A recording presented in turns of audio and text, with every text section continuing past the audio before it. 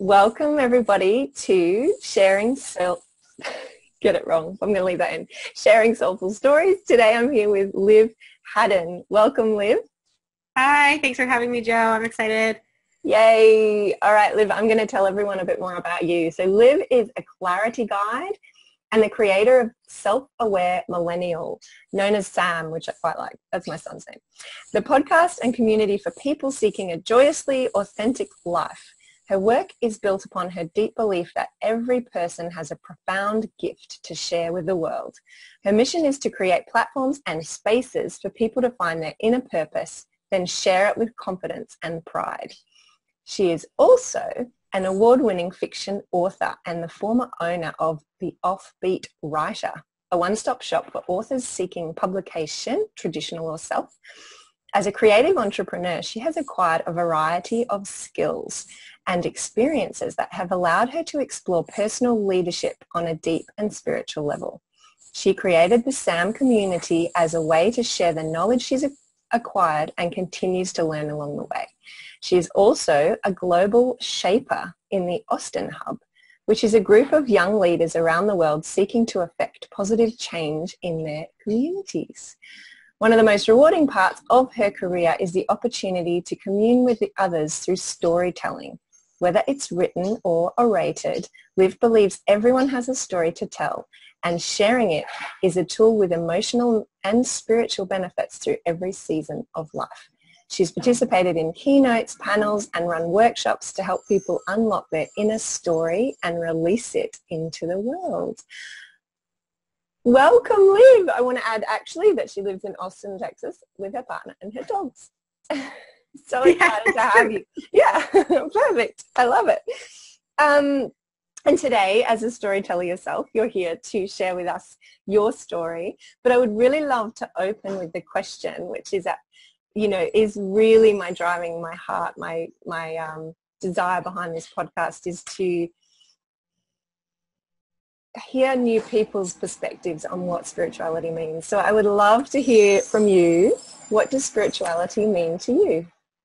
I think that's an interesting question. When I read it first, I was like, oh, that's easy. And then I really thought about it and I felt into that. And I'm learning that spirituality for me is evolving and changing as I evolve and change. So in this moment, for me, spirituality is about restoring that deep connection that I have to my soul, to the universe, to everyone here, and removing all the barriers that have me feeling or living disconnected. So it's kind of returning to that oneness of all of it and learning to trust myself and divine wisdom and trust others in their divine wisdom and in their path as well. So that's kind of where I am right now, and it would be interesting to see, in a year, has that definition changed? How has it evolved? All of those things. Yay. Well, now we've recorded it, so you'll be able to look back and go, how did I feel about that a year ago? Yes, excellent. That's great. Yeah. And I love that idea of discovering what it is about ourselves that might be making us feel separate or not part of that oneness concept. I love that definition. Thank you so much for sharing that. Yeah, so what I'm wondering as part of that is, has spirituality, and potentially not in this exact form that it is in now, but has it always been part of your life? Or has there been some sort of trigger event or major life event that drew you into exploring spirituality? I would say mindful exploration of spirituality has not always been a part of my life. Some element of the spiritual or higher power has been. In the first iteration of that was in the construct of religion, specifically Catholicism, which has a whole lot of baggage that we don't need. But I moved on from that, and I've just always felt like there's something bigger and greater. And even when I've felt my most lost and my most adrift and my least like myself, I've had this kind of unshakable faith that will work out. So in that sense, spirituality has kind of always been a part of my life, but I didn't start getting conscious and purposeful and integrating it into my practices or really having any practices whatsoever until, I want to say, it was probably 2 years ago. I've been doing a lot of self-awareness and personal development, for over the last decade, basically. But it wasn't really until 2 years ago that I was like, okay, this next level of getting to know myself, of building this whole purpose and message in the world is to really tap into this spiritual element. And I honestly, I can't, and I wish I could, I can't remember a specific inciting incident. I just slowly over time got exposed to things that I was drawn to, like I think it was oracle cards was like a big thing for me. My mom always had goddess decks when I was growing up, and she also hasn't really gotten into the spiritual element of things until the last few years, but she always had goddess decks, and we would pull cards, and that was so fun. And I remember seeing online some guy who did tarot card readings. So I was like, I'm going to try that and see how it goes. And I loved it because, that was the first time I'd really worked with anyone who did something with energy necessarily. I'm saying that, and I'm now remembering it was an astrologist that kind of pulled me into this. My mom met with an astrologist, fell in love with astrology. I only knew, Pisces, Scorpio, Capricorn, Sagittarius. That's all I knew, the 12 sun signs. And she was like, there's a whole chart, and there's this, and there's that. And so I was like, all right, fine. If you're going to pay for me to go talk to this woman, sure. So I did. And that was kind of my like gateway into that. But I didn't pursue anything outside of, speaking with her now and again and getting coaching and mentoring from her until 2 years ago. And then the tarot card kind of creeped in, and then that just like unlocked Pandora's box. And I was like, well, what else is there out there? And what other things are there for me? And how can I see the world and myself reflected in the world through these tools? And it's so funny because the astrologist, her name's Kay, and Kay had been telling me since we met, meditation is really important for you. Time and reflection is really important for you. Writing and journaling, very important to you. All of these things she's telling me are super important. She's like, I see a movement practice for you. That would be great, blah, blah, blah. And it just speaks to timing because she said that to me 2 years before I did anything. And then I didn't even start meditating until last year, which is hilarious and awesome. But now I'm addicted to it. I do it every day. I journal every day. I have if you ask me about practices, I have so many now because I love them, and it feels so good to feel connected. I feel, and this is interesting because I have such a thing with freedom and autonomy and like fierce independence. But I feel more like me and more free when I feel more connected to others. And I just love that. That's been the greatest gift so far for me of my spiritual journey. Ooh, there was so much in there that I want to I just loved. So I loved when you described as spirituality always being part of your life, and in your youth, you were suggesting that you had this thing that everything's going to be okay. I mean, what a gift is that if that's what could lie in spirituality for anybody. Just that sort of hopeful optimism that, this is really crap right now, but I know I'm going to get through it and it's going to work out. Amazing. And then I also wanted to touch on the fact that you talked of being on a personal development journey that has potentially been for about 10 years, and yet spirituality only came in the last couple. And I feel that is often a way that people find their way into this, because they start working through the mindset or the what is this, or why am I, what behaviors am I exhibiting, whatever it might be in personal development, or through the body. And they start to see, wait a minute, there's something else here that is interesting to me. Where is it going to go? And then it's all falling on your plate. I love it. I love it. So having shared quite a bit of your story already, I was going to say, if you were to share your spiritual story and any highs and lows, is there anything you would like to add to what you've shared so far? Oh yeah, I could talk about this for days. For days. You ever just want to do a one-woman summit? I'm your girl.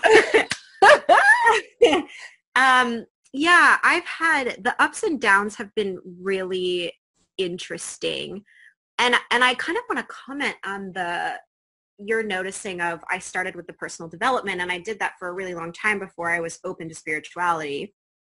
And I feel like for me in that journey, a huge part of that was because I was so far removed and disconnected from the collective, and especially from myself and what I would say is, my higher self. I was so disconnected from that if someone had told me some of the things that you hear in spirituality, like anything that has to do with like law of attraction or surrendering or building practices, any of those kind of more like spiritual concepts, I don't know that I would have even been able to understand what they were saying. They were just so far removed from my reality.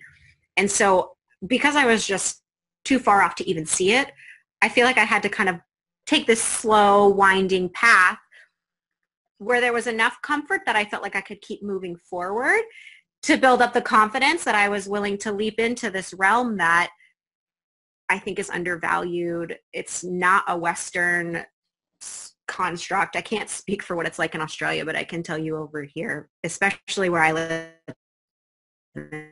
it's all I lost you. hellfire, scorched earth kind of God has a wrath.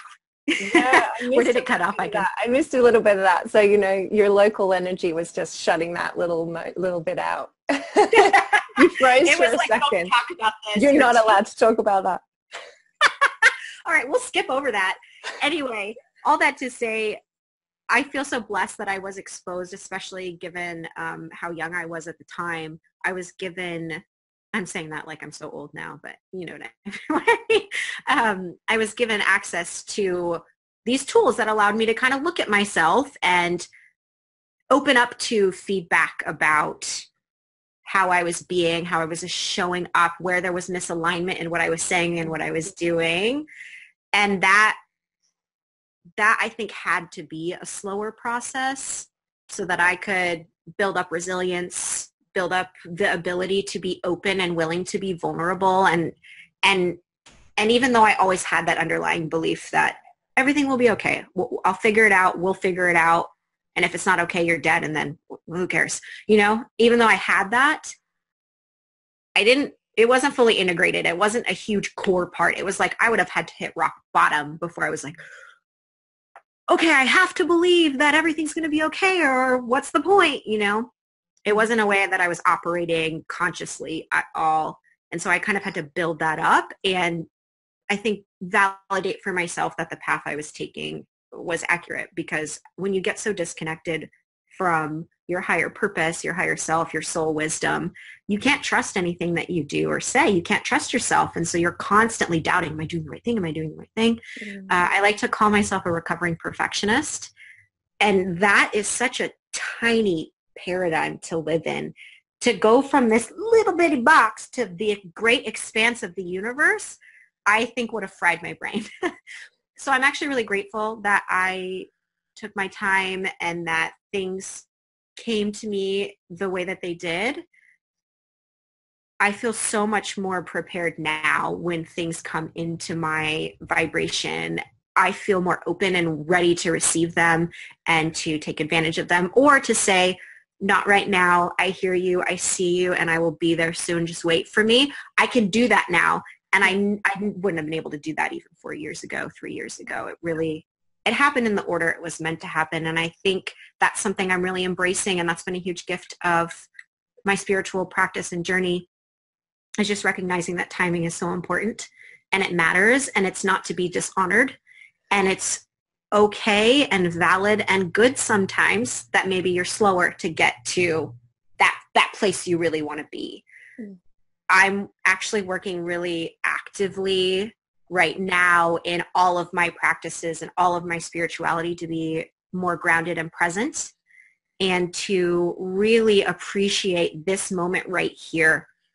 This was so fun. My cousin and I, we go to ecstatic dance here in Austin, which is my favorite practice of all time. That is life for me. I call that church. It is the thing that lights me up on the weekend. It's really just all right, all we have to do is go one more week till we get to go back to dance. It's my reward to myself, So we went to dance, and after I had so much energy and joy in me, I was like, I don't want to go home.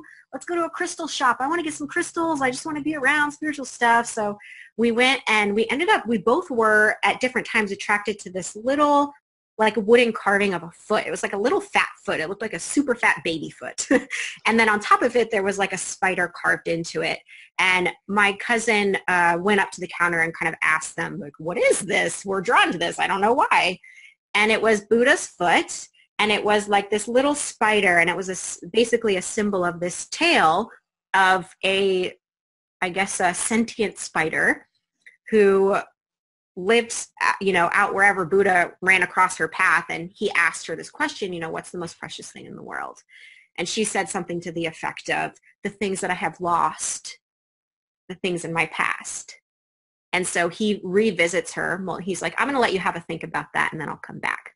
So she thinks about it, and, she's in the era of her own ways, right? She's living in the tiny box and not the big expansive box. And so by the end of it, he leads her to the most precious thing in the world is your happiness in this moment. And I've really been sitting with that and thinking about that and considering what a gift everything is in every single moment, and how I really do not take the time to be in that. And I'm working on doing that more and more and more now. And that's been just life-changing and life-affirming. And it makes me better at what I do. It makes me better as a clarity guide. It makes me better as a podcast host. It makes me better as a citizen of the world. I'm able to sit here and just look at my life and go, wow, like this human journey is wild. And where I am right now is a blessed place to be. Yeah, I have a lot of energy, particularly around the surrendering right now, because that's really what I'm working on. And it's so interesting. All of these things, I've had this experience multiple times in the last 2 weeks. I love the timing of this because I've really been on an uptick and a high in the spiritual space right now. And I have multiple times had experiences that in the past would have just catapulted me into self-sabotaging behavior patterns that weren't serving me, disrupting relationships or workflow because I felt out of whack and didn't know how to deal with it. I'm experiencing those things, opening to them, and then just feeling into, okay, what does this need right now? What do I need right now? What opportunities here for me? And and that's all happening like this, just quick. And then I'm through it. And then I get on the other side and I go, oh my God, shouldn't I be scared of that? Shouldn't I feel guilty about that? Shouldn't I, all the bad stuff? Mm-hmm. And I check in and I'm like, I don't at all. I actually feel really great about myself. Am I feeling joy right now? I'm feeling joy right now. Excellent. What are we going to do with this joy? It's just been so life fulfilling. And so, I used to joke, when I started meditating, I was like, I'm so regretful that I didn't start this sooner.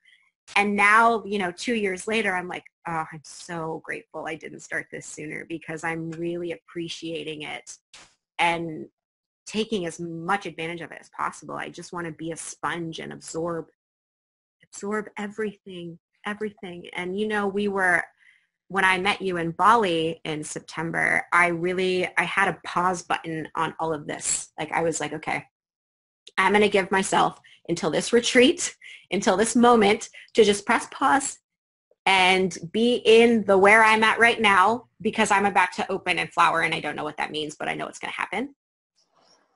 And I did. That week literally has been a pivot point for me, and how quickly things are just lining up. I'm so grateful that I had that faith that, okay, it's all going to line up, and you can let yourself be ready in September, and then in September, get ready to go. And I've just been going since then, and it's been amazing. I love your energy so much. I love it. I love all of this. And thank you for picking me up on my reflection of what you were saying, and adding to that, because I don't want to come across at any point that any part of the journey is not right. That oh, yeah. Whatever way in is your way in, and if that happens to be a traditional personal development step, amazing. Like anything to just, as you say, like just become more aware of how we are self-sabotaging ourselves, or how, you know, what patterns that we have that are not adding to our joy in life, to how much we're actually loving and appreciating each moment. And I loved those 3 questions. I feel like I need to write those down when you've had a challenging moment. And I think you were like, I should have written them down as you said it, you know, what do I need in this moment? What is this, you know, what opportunity lies here for me? And then that being able to help you shift through something challenging super quick, rather than going into all that, those old behavior patterns. That's so good. Was there any other highs or lows that you wanted to mention that all just bubbled out in this most beautiful way, before I go on to the next question?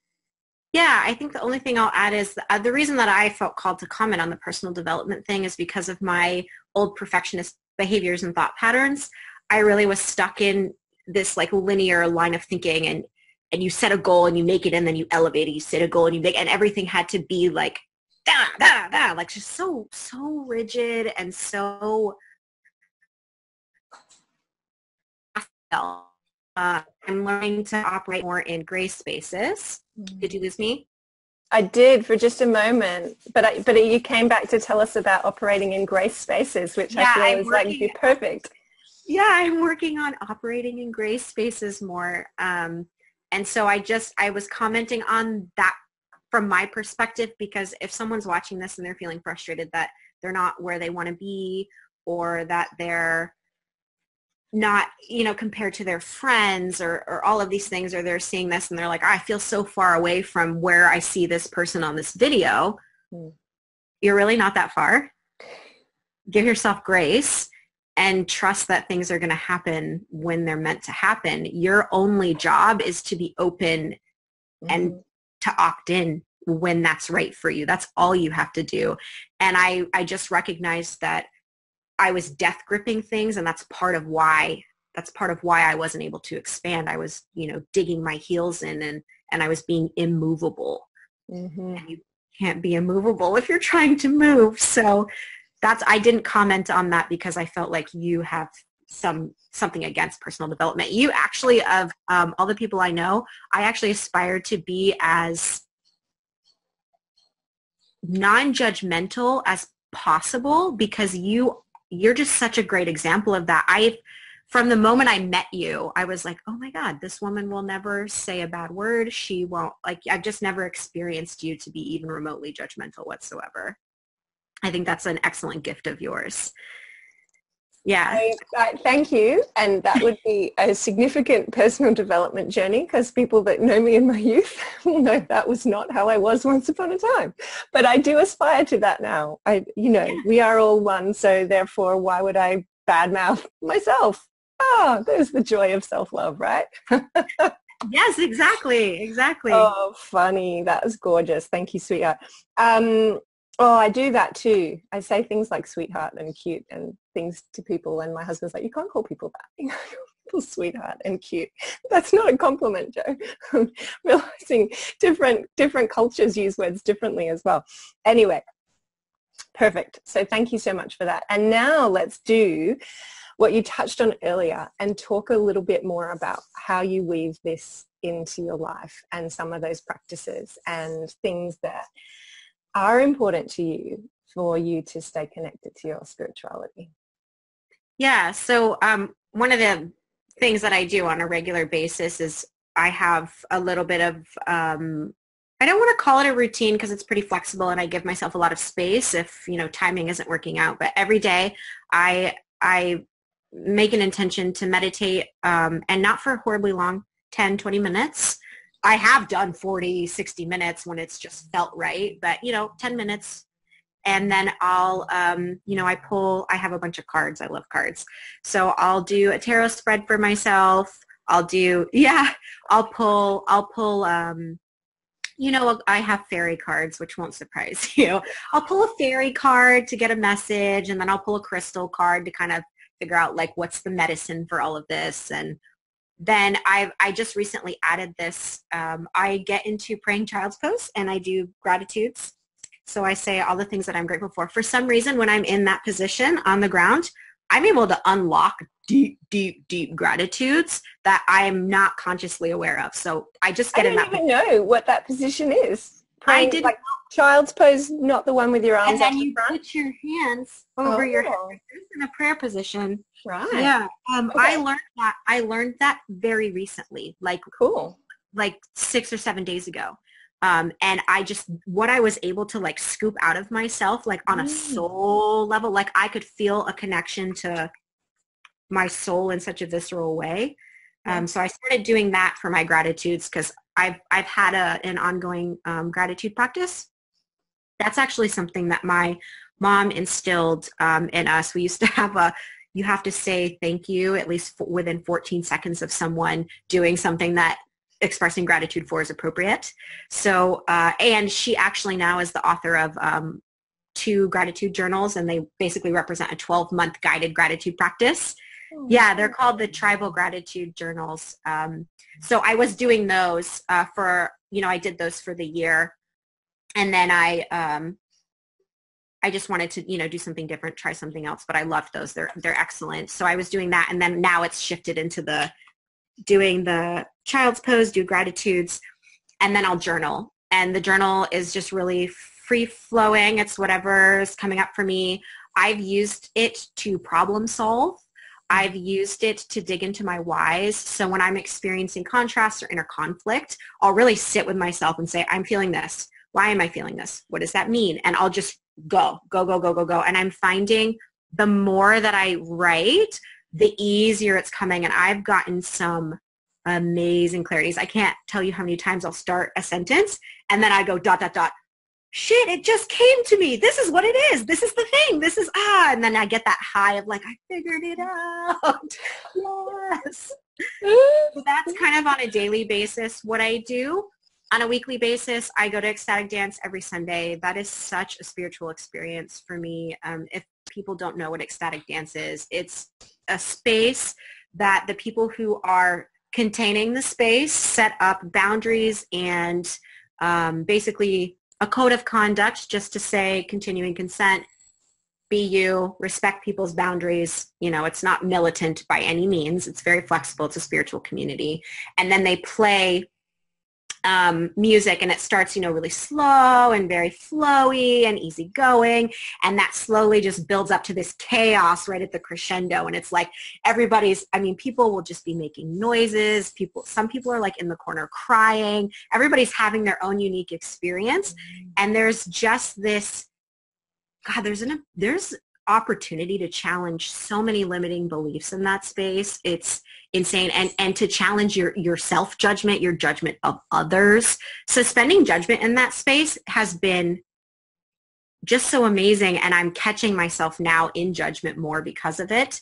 And on top of that, you're moving, you're dancing, and you're not editing your dance. You're just however your body wants to move, and you're getting really into feeling what's happening. Eventually I end up at some point during the dance, a really meditative state, and I'm like in a whole other place. And I get a lot of vivid imagery, so I get a lot of messages that way through ecstatic dance. I actually recognized, I want to say 2 weekends ago, I had an experience where I received a message from myself that I had never truly accepted unconditional love, except for when we were in Bali and we did the closing circle, and everybody, does that whole, and Nisha challenges, just stay open and receive. You don't say anything, you just receive. And I really challenged myself to open it. And that was the first time that I was like, oh my God, I can feel this. Like I can feel this in my heart center. I can really feel this. And so a few weekends ago, I'm working through some relationship things with my mom and my partner that are not healthy for me anymore. And that came to me. I have a limiting belief that love is conditional. And when that came to me, I was like, oh, thank you. Now I can do something with this. Now I can take steps to start having conversations with the people in my life. I can change some of my behaviors. I can do things a little differently. Ooh, and now I'm thinking. Oh, just a sec, you're frozen again. Okay, we just paused because we lost our connection, but we're back again. Please continue. Yeah, I was saying I felt so grateful for that clarity because it gave me something to work with. It gave me a place to start. It gave me something to start observing in myself so that I could recognize how it was showing up and what were some of the overt and subtle ways that it was creeping into my life and sabotaging the things that I really truly want. And I was able to meditate on them every day, to journal on them every day, and slowly start deconstructing these lies that I've basically been living in. And I would say that's probably those, dance every Sunday, and then, the meditating and journaling every day. Those are the most consistent things that I do in my spiritual practice. And it's really just intentional time connecting with myself, giving myself love and space, and holding whatever I need to hold, and then letting go whatever I need to let go. And even just giving myself, the 30 minutes in the morning and then, the 2 hours on Sunday, I feel so much more fueled during the week to spend. I mean, that's, if you look at the span of a week, that's almost no time on myself. However, it's enough that if I have a week where I can't fit much else in, I still feel energized and recharged and in love and capable and all of the things that you need to be to show up as your best in the world. And that's probably been one of the most helpful pieces of breaking out of the perfectionism. And with perfectionism, a lot of times comes the workaholicness, working too much, staying too busy, which causes more problems and also helps you avoid your own problems. So that's been a huge, just telling myself that I'm worth the time by actually taking the time. And again, it's like 20 to 30 minutes in the morning. I have spent hours some mornings when I have, the spaciousness to do that, but it doesn't have to be. I feel just as complete if I do 30 minutes as if I do, an hour or 2 hours. So I would say that's probably, there's a lot of other, I'm such a seeker. I'm actively out there in the community seeking things all the time. So I'm always doing something spiritual or other, and I'm always trying things to see what's for me, what's not for me. But those are the things that stay really consistent that I feel very committed to. Beautiful. Brilliant. I don't have anything to say on that. I think you completed it. Just gorgeous. Just Thank you. Wonderful. And I feel like I've done ecstatic dance once upon a time.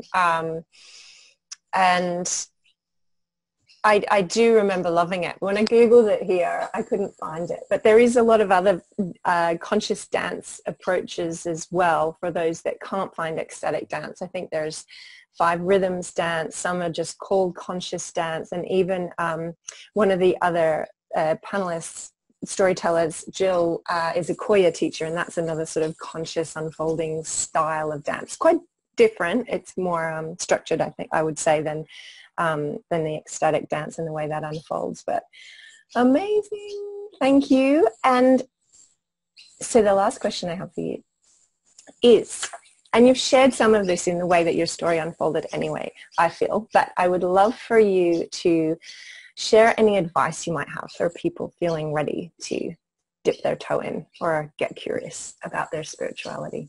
Yeah, advice. The one thing I would have told myself sooner was to seek out community. I didn't do that until very recently, and that's been the source of expansion, really. There's a lot you can do, just on your own online, just looking up, like, where do I start being spiritual? What are some spiritual practices? An easy access point for a lot of people is yoga. Meditation's becoming more and more popular. That's an excellent place to start. There's guided meditations on Spotify now. I'm sure they're on iTunes and everywhere else you can find them.